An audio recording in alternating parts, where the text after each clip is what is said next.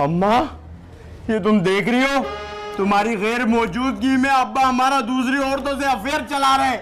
अरे नीलम तू ये जानती है?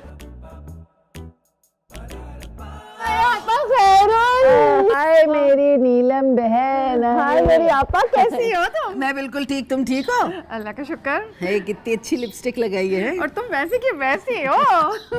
अरे अम्मा, तुम इसको जानती हो?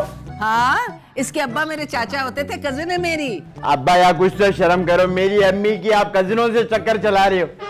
आपा, तुम्हारा लड़का क्या बकवास कर रहा है? मुझे थोड़ी मालूम था कि ये तुम्हारा शौहर है। मैं तो वॉशिंग पाउडर बेचने आई थी। है पागल है ये, इसकी बातों को क्यों दिल पे ले रही हो? चलो आप अंदर चल के बातें करते हैं। चलो चलो। अब्बा, वो प्यारे किधर है? अब वो नौशी के घर की केबल ठीक करने गया है।